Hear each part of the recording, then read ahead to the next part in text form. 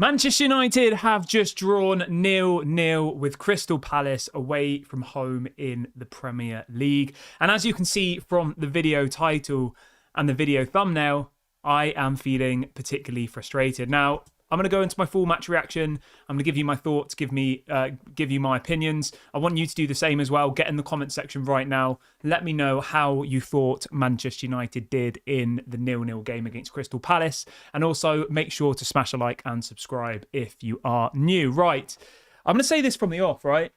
I thought the first half was the best half I've seen of football under Erik ten Hag since he's been here. Completely dominating. We had about 70% chance, 70% possession. We had about 10 shots in the first half. I think Crystal Palace had about 1.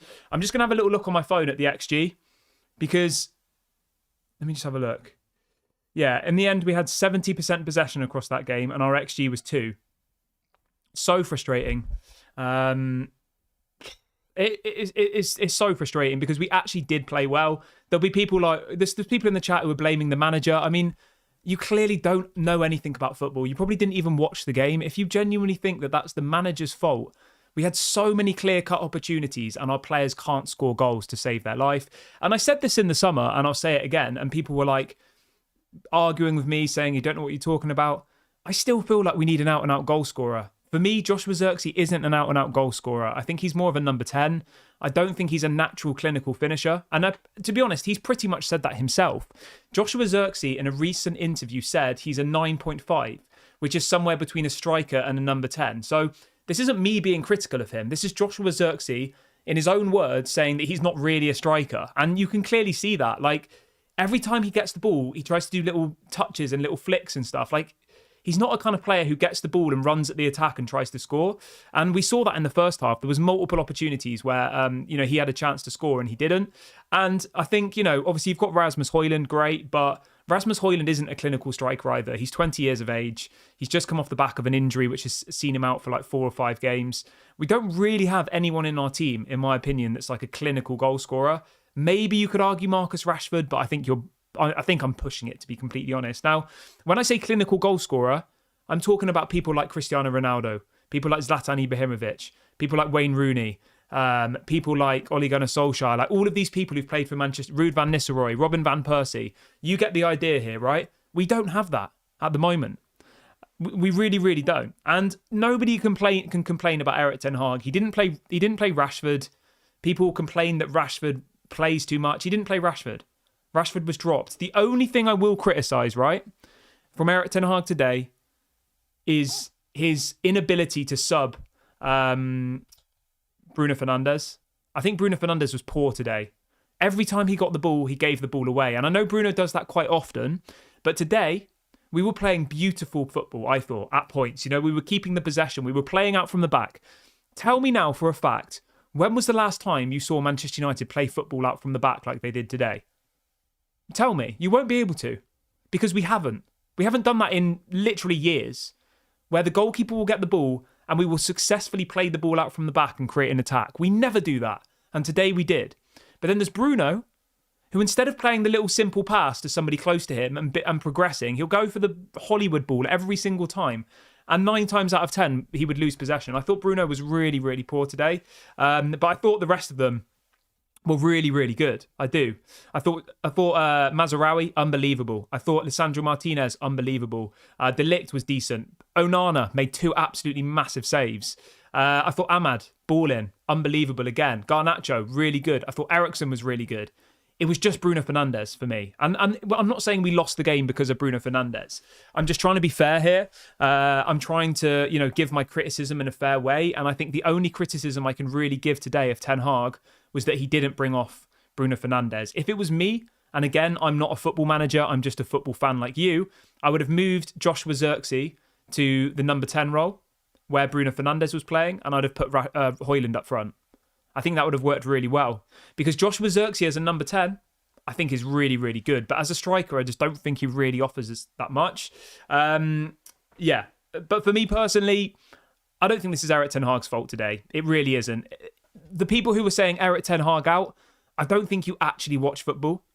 I don't. And if you do, then I think you need to go and find another sport, to be completely honest with you. That was genuinely one of the best first half. I honestly think it was the best first half I've seen football-wise from Erik ten Hag since he's been here. Playing out from the back, 70% possession away from home, 10 chances in the first half. Like, we were completely dominating them. And it's not Erik ten Hag's fault that these players can't get the ball in the back of the net. Garnacho hit the crossbar. Bruno hit the crossbar. Like, we had so many opportunities, to win that game. So I'm not going to blame Erik ten Hag for this. And I think let's try and spin a bit of a positive here, okay? That's 3 clean sheets in a row. We haven't conceded a goal since we lost to Liverpool. So we obviously beat Southampton 3-0. We beat Barnsley 7-0, and we've just drawn against Crystal Palace. We lost 4-0 to Palace last season away from home, remember? So it is an improvement. That's 3 games in a row without conceding a goal, which is decent. And I think today we had more than enough chances to win that game. Now, is a point good enough against Crystal Palace? It depends what your goals are for the season. To get top 4? Probably not. To finish in the top 6, it probably is enough, realistically. Do we want to finish in the top 6? Not really. But is that realistic? Maybe. And I know there's lots of if, buts and maybes there. But the point I'm trying to make is 1 point away at Crystal Palace probably doesn't get you top 4. That puts us on 7 points, which is currently 3 points off top 4. I mean, it's not that much, is it? It really isn't that much of a difference. We'll be on level points with Tottenham. We'll be 3 points off the top 4. Like, that is not the end of the world. I'm sorry, it's not. And we have to look at this in baby steps. I honestly think today we played really, really well. And we could have easily won that game.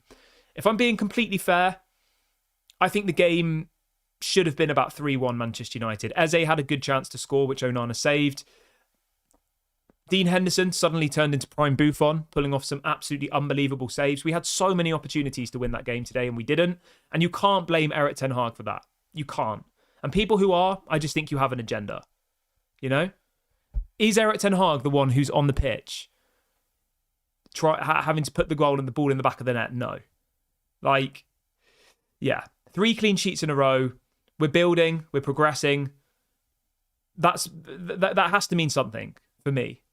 I thought Ahmad was good. I thought Xerxes wasn't so good. I thought Rashford didn't really do much when he came on. Bruno, I did think was really, really poor, to be completely honest with you. But yeah, it's not the end of the world for me personally. We obviously now play. Someone's saying that Xerxes was brilliant today. Do you really think? I don't know whether you're joking or not. I thought Xerxes was really average. Danny's saying the subs were terrible. On what planet were the subs terrible? The subs made sense at every point in that game, in my opinion. But I don't know. The one player that I'm singling out was Bruno Fernandes. I thought he was really, really bad. And I think Erik ten Hag does get some blame there for not bringing off Bruno Fernandes, to be honest. You've got Joshua Xerxes, who's clearly very, very talented in the number 10 position. Xerxes could have stayed on the pitch and probably offered way more in that number 10 than Bruno Fernandes. Or you've got Mason Mount, who you spent £60 million, sat on the bench. Mason Mount could have easily come into that game for Bruno and done decently. Somebody says the subs made sense. Bruno was just wasteful. Yeah, I agree. Bruno was wasteful. And the thing is, right, people are misinterpreting my point here. Joshua Xerxes as a number 10 is amazing. Amazing. I think he's maybe even better than Bruno as a number 10. Genuinely, based on what I've seen today. But he's not playing as a number 10. He's playing as a striker. That's the point I'm trying to make to you. Joshua Xerxes plays as a striker for Manchester United. And he wasn't doing what a striker does. He was pressing, that's great, but he's not clinical. And that's not his fault. He's come out and said himself that he's not a striker. He's somewhere between a number 9 and a number 10. And the point I'm making is, bring Joshua Xerxes back, give him a try at number 10, and put Højlund on up front. Yeah. But I'm just frustrated because I thought we played well. I thought pretty much every single player on that pitch, apart from maybe Bruno, did well. Some did very well. Mazraoui, unbelievable again. What a signing he is. Dalot, very, very good. There was some real standout performance there, and we don't deserve to draw that game. We definitely deserve at least 3 points, I think. But yeah, that's just how football is sometimes, Football is cruel. You can have loads of opportunities. Your strikers don't score. We hit the bar twice. I don't know how Bruno Fernandes missed the second one. It was pretty much an open goal and he hit the crossbar. Like, it's frustrating. But as I said a couple of minutes ago, we haven't conceded in 3 games now, which is progress. When you think last season, we lost 4-0 to Bournemouth. Sorry, we lost 3-0 to Bournemouth. We lost 4-0 to Crystal Palace. Like, it is improvements forward. But we now have to beat Tottenham. There's no excuses there. We at home, at Old Trafford, we have to beat Tottenham. There's no way around it. We need those 3 points against Tottenham. Otherwise, I think top 4 is just going to go further and further away. It's not without reach at the moment. Let's not get over dramatic here. We're 3 points off top 4. Let's not all be, over dramatic. We're 3 points off top 4. If we beat Tottenham, we could be level with the other teams in and around top 4. Obviously, Newcastle lost today. Like, a couple of other teams didn't get the results today. So, we do still have a chance. We're not going to win the league. That's just not going to happen.